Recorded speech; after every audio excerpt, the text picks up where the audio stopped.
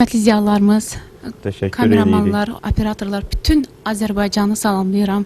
Hamınızı xoş gördük. Saz məclisinə, söz məclisinə və mən inşallah Allahın köməyi ilə Azaflı duetisi. Buyurun. Çox məsuliyyətli bir havadır. İnşallah Allah olur verər. korusun.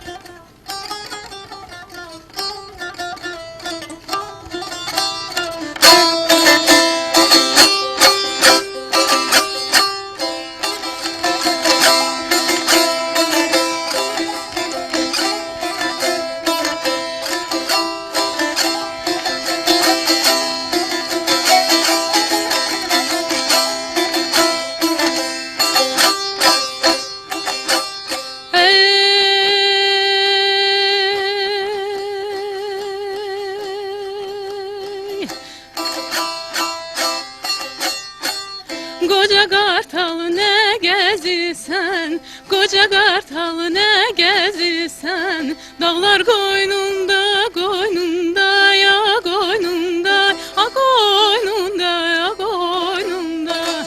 Bala gördüm anasının, bala gördüm anasının, ağlar koynunda, koynunda ya koynunda ya koynunda, a koynunda.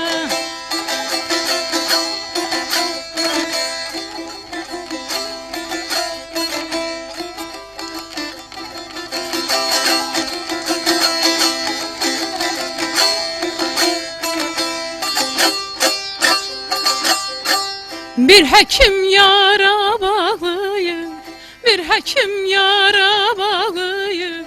Sinemi çarpaz dağlıyır, dağlıyır, dağlıyır, dağlıyır.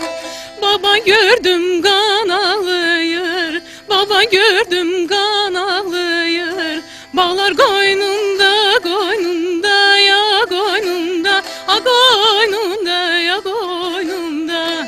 Niye kalbin karalıptır, niye kalbin karalıptır? Gülsünü haralıptır, haralıptır, haralıptır, haralıptır. Şamamalar saralıptır, şamamalar saralıptır. Tağlar koynunda, koynunda ya koynunda ya koynunda ya koynunda.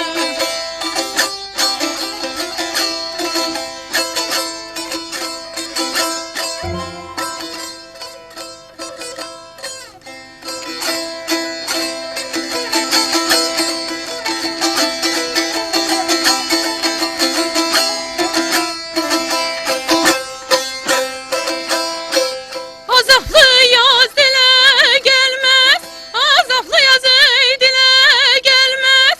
Uçtu sonam göle gelmez, göle gelmez, göle gelmez. Keten keşte ele gelmez, keten keşte ele gelmez. Çağlar koynunda, koynunda ya koynunda ya koynunda ya koynunda. Niye gittin kana kana, niye gittin kana kana? Qəsd elədin şirin cana, məni qoydun yana, yana, yana, yana, yana, yana, yana, yana. Çox sağ ol. Məhsəti sırf aşıq üslubunda oxumadı. Yəni